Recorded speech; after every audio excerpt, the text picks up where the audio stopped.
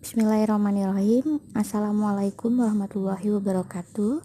Saya Najla Kismawati dari Prodi Bimbingan dan Konseling Islam, Fakultas Usuluddin Adab dan Dakwah.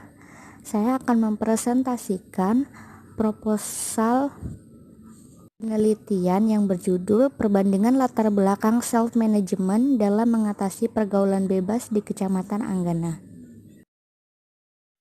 Latar belakang. Pergaulan bebas adalah salah satu bentuk perilaku menyimpang yang melewati batas kewajiban, tuntutan, aturan, syarat, dan perasaan malu. Beberapa sebab remaja melakukan pergaulan bebas yaitu sikap mental yang tidak sehat, pelampiasan rasa kecewa terhadap keluarga yang tidak harmonis, kegagalan remaja menyerap norma-norma agama dan norma-norma Pancasila. Ciri-ciri pergaulan bebas di kalangan remaja yaitu terjerat dalam pesta hura-hura, mabuk-mabukan dan menggunakan obat-obatan terlarang, perilaku yang tidak baik, menggunakan pakaian yang terbuka. Faktor penyebab pergaulan bebas di kalangan remaja yaitu rendahnya taraf pendidikan keluarga, orang tua yang kurang memperhatikan pergaulan anak, kurang berhati-hati dalam berteman, dan keadaan ekonomi keluarga. Dampak dari pergaulan bebas memberikan pengaruh besar bagi diri sendiri, orang tua, dan negara, seperti ketergantungan obat-obatan terlarang, menurunnya tingkat kesehatan, meningkatnya kriminalitas, merenggangkan hubungan keluarga, menyebarkan penyakit, menurunnya prestasi belajar, dan berdosa. Rumusan masalah. Berdasarkan latar belakang di atas, maka permasalahan yang dikaji oleh penulis dalam penelitian ini adalah 1. Bagaimana self-management dalam mengatasi pergaulan bebas siswa SMA Negeri 1 Anggana. Yang kedua, bagaimana self-management dalam mengatasi pergaulan bebas siswa Madrasah Aliyah Miftahul Ulum Anggana. Dan yang ketiga, bagaimana perbandingan self-management dalam mengatasi pergaulan bebas siswa SMA 1 Anggana dengan Madrasah Aliyah Miftahul Ulum Anggana. Tujuan penulisan untuk mengetahui bagaimana self-management pada siswa SMA Negeri 1 Anggana dalam mengatasi pergaulan bebas. Untuk mengetahui bagaimana self-management pada siswa Madrasah Aliyah Miftahul Ulum dalam mengatasi pergaulan bebas. Untuk mengetahui apakah ada perbandingan latar belakang sekolah dalam mengatasi pergaulan bebas. Kajian pustaka. Kajian pustaka diambil dari penelitian-penelitian terdahulu yang sesuai atau sedikit sesuai dengan penelitian yang dilakukan oleh peneliti. Di sini saya mengambil dua.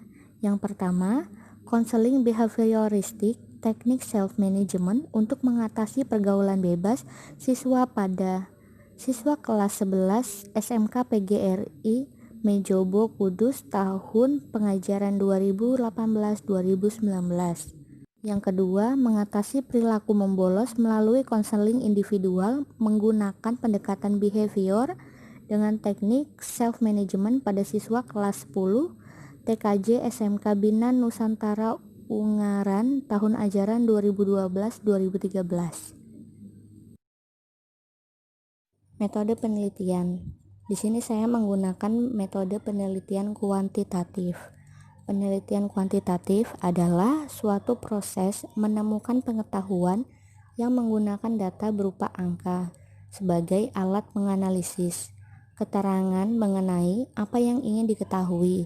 Pada dasarnya, metode ilmiah merupakan cara ilmu yang memperoleh dan menyusun tumbuh pengetahuan berdasarkan kerangka pemikiran yang bersifat logis dengan argumentasi yang bersifat konsisten dengan pengetahuan sebelumnya yang telah berhasil disusun.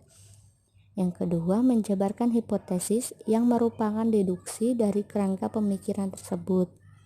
Dan yang terakhir, melakukan verifikasi terhadap hipotesis termasuk untuk menguji kebenaran pernyataan secara faktual. Yang kedua ada populasi dan sampel.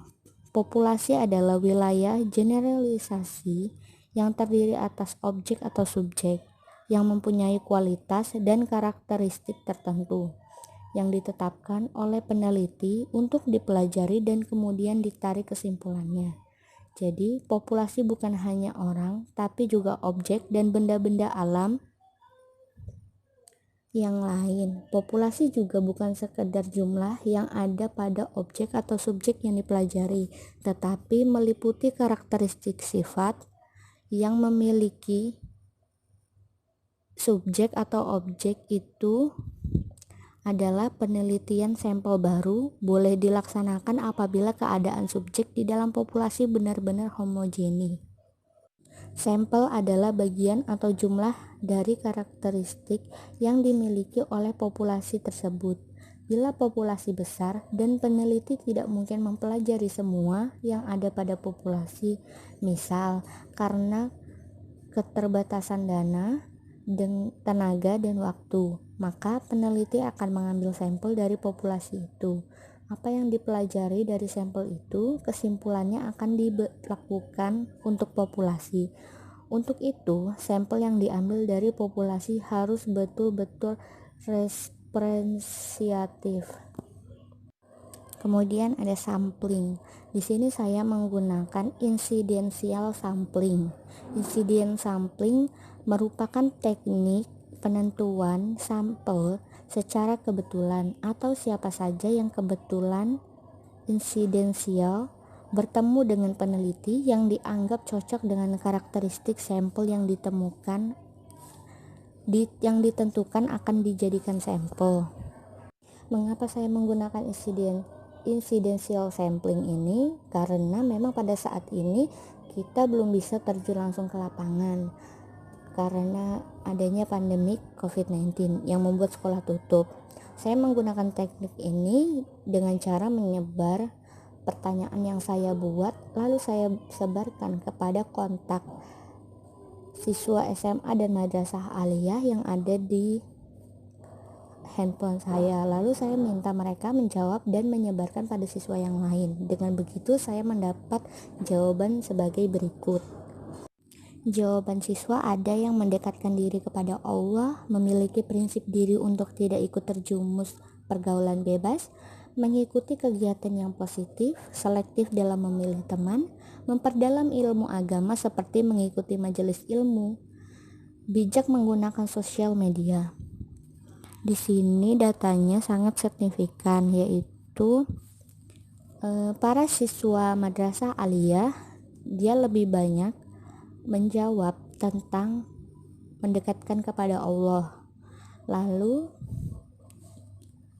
mengikuti kegiatan positif, memperdalam ilmu agama seperti mengikuti majelis ilmu. Itu jawaban yang paling banyak mereka jawab karena mungkin latar belakang mereka yang bersekolah di sekolah madrasah. Analisis data.